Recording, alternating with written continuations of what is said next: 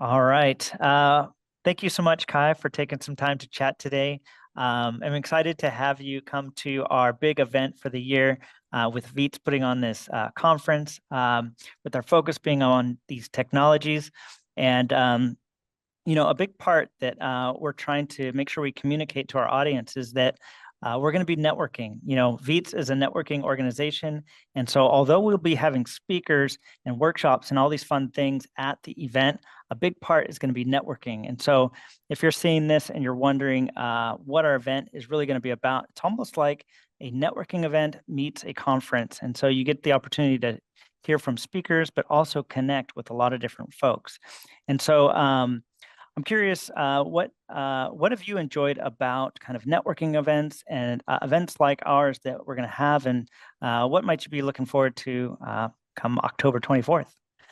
Yeah, no, I think one, Veets is an incredible organization. You've done a great job in fostering community, especially with small business owners, and a lot of collaboration. I've received a lot of business from working with you and a lot of great ideas. So I love the fact that you're not just all networking, you want to up level folks. And in fact, you're the first person that introduced me to Chat GPT and AI back in December. I think it was like December 7th. And I don't know why I remember that number or that date, but I bought it immediately. And so you and I have talked a lot about different, databases, CRMs, using even AI to be able to do images. I know, you also have a background in, design. And so it's been really fun to kind of see where and how empowering it is for a small business owner. But I mean, it's not just enough to rely on technology. You need that human connection, which I think is great that your expo is going to kind of marriage both together. So you can grow, learn, up level, but also have that high touch. So it's the high tech and the high touch, which I think is so important for all business owners to be able to embrace, right? So we can't hide behind our screens anymore forever and ever and ever. We got to Mhm. get out there. But I think it's an and strategy, not an or strategy. We're not going to do only in person, and Mhm. ignore all social media and automation. It's going to be an and. We're going to do it. We're going to network online and in person. We're going to uplift our social media, through organic as well as and through AI and automation. So I think you're really on to something great for anybody who's a solopreneur, small business owner. Like I've got, an employee part-time. And so we need to be able to leverage it all. And I think you've just done an incredible job of fostering trust, community, innovation, and all of it and collaboration together in one afternoon or one day. It's going to be amazing. Yeah, I appreciate that. Yeah, I'm definitely excited about it. Excited to have you there. But before we go too far, I'd love to uh, tell a little bit about you, who you are, and what you do. I think you're so well networked around the world, but also here in the Bay Area. So in my mind, I'm thinking, oh, everybody knows Kai. But share a little bit about what you do so that people know about you. Thanks. I know we met like I think through some other networking events too that we're both been a part of off and on for years. But I think the reason why I love what I do is it's allowing people to be able to again up level, same type of thing. Individuals and small businesses have access to really the legal assistance help that they would not ordinarily pay 3 or 4 or $500 an hour to. In fact, they're using AI Mm. to do their contracts and whatnot. And no offense, that's not always the best way to get access to a contract that's legally binding because, well, it is true. Everything's true on the internet, right? I think so. Yeah. Yeah. So I really love it. It's subscription-based access to attorneys for as little as $1 a day. And it's a huge company with lots and lots and lots of attorneys in all conceivable domestic areas of law for individuals and families. Yeah. Absolutely. Fantastic. Well, I know that you are a part, like you mentioned, we're a part of a variety of different networking organizations. Um, a lot of business owners go into these events and they're not quite sure where to start with their networking efforts. Maybe sometimes it's a little bit awkward or they're not sure how to kind of break into conversation. And I know being at both virtual and in-person events with you, you do a great job networking. What can you share with somebody listening that might be networking for the first time, or they get nervous and they're not quite sure what to do? What would you say that would be helpful for them? It's so funny. I did once this, like the don'ts of networking, because I think Mm. it's easier sometimes to identify the don't do than the do do's, if you will. And so one of them is, I would say, just be curious, right? Mm. People are there to network their business and your business. So I think be interested in other people instead of trying to be so interesting. That will get you a little bit further because people, we talked about this earlier today, everyone's got their own radio station, WIIFM, what's in it for me? And so I try to be brief, baby, be brief about what I do and then be curious about the other person. And they'll let you know if they're interested in like, hey, I have subscription-based access to attorneys that helps people get access to their rights, contracts, and much, much more. But what do you do? Now, if they're like, wait, tell me more, I will, but I'm not going to sit there and throw up all over somebody who has no interest because maybe their husband's a business attorney and they don't care, right? Mhm. So I think part of it is don't throw up on people, be more interested in other people and let your curiosity really dictate. And, just don't be like, I never give a card unless someone asks for it. Isn't that funny? Like I never like, here, Right, right? right. I'm not a Yeah. pusher. I'm like, hey, if they ask, oh, sure, I'd love to give you my card. Right. So I think there's just a way and showing up over and over and over again. I think that's also a misconception. So number two is probably like you need to show up multiple times. It's like anything. They say it takes 7 to 10 exposures for somebody to do business with you just in general. So if you show up once to a networking event and be like, I didn't get any clients, this thing didn't work. Right. It's cultivating those relationships there that you can take, to cultivate more. Maybe do a one-on-one where you're again more curious, not there to sell them, but more curious Mhm. to find out how you can help them. What is a good collaboration? What are good power partners for them? How could you work together? How can you give value versus what can I get? Those are my two top ones. Yep, yep. Yeah, I love that word curious or a curiosity. If you bring that to any networking event, whether it's online or in person or whatnot, you're gonna have good opportunities. I mean, because a lot of people, most of everybody there is at a default kind of thinking about what they can get out of it. I mean, they're there to grow their business and find opportunities themselves. And so if you're curious about them, you're doing the favor of helping them get something out of this by teaching, eh, you're educating, you're helping them educate you about their business. And that's what they want. And they're gonna respond in kind. And I love that moment that happens when you have that curiosity and you ask so many questions and you're genuinely interested and trying to understand about their business and how you can help them. And then the person goes, well, we've been talking about me this whole time.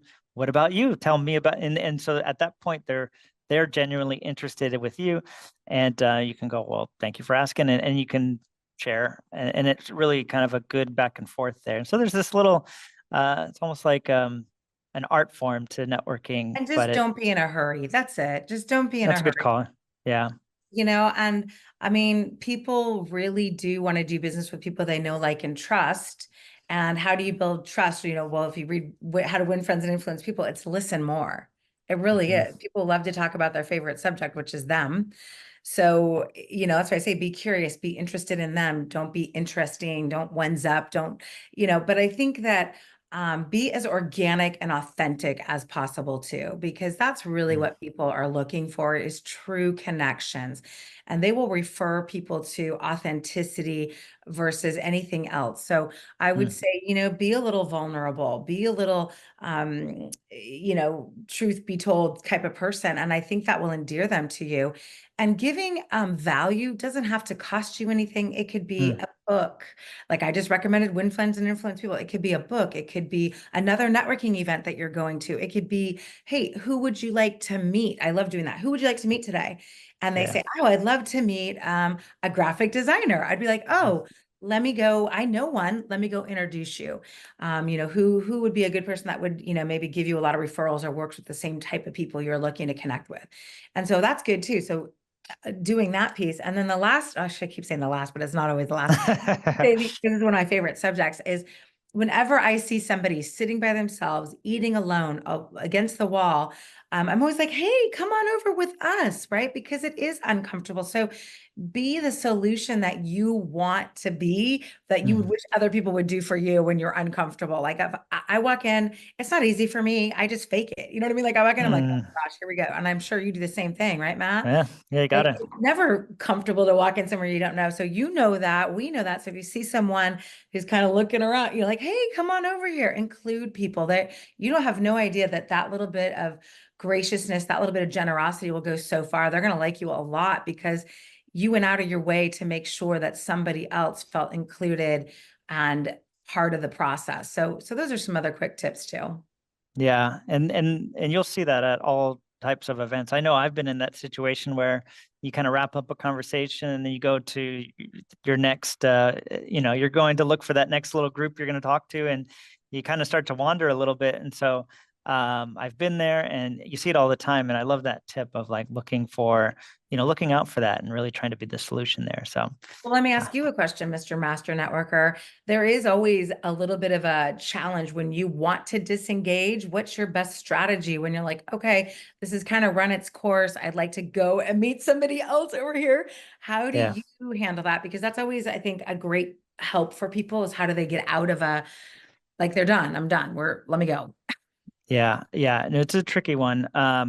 Like personally, if I'm at somebody else's event, um, like you said, I try not to be in a rush, and so I usually let some of those things run its course for a little bit and try to kind of, especially if it's kind of a person that has an interesting business, I might be able to help or whatnot.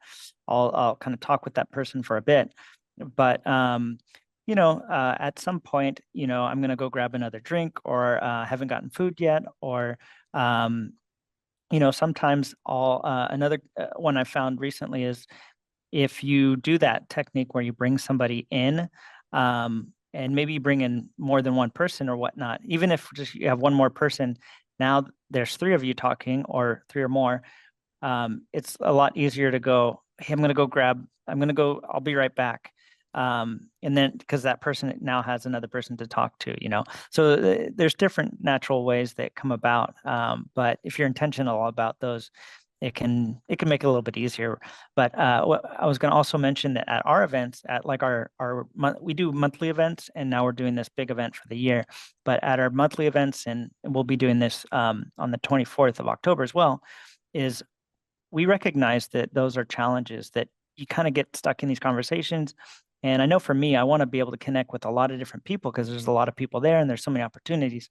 So one thing we do is we intentionally break it up by having some sort of game or activity where at our last event, we inadvertently we had tables set up almost like in this dinner format at the bar restaurant we were at, and everybody kind of sat down at one point, and the majority of the event was like they were all sitting. I was like, oh shoot, we don't want this because they're really going to get stuck in these conversations and not mix and mingle.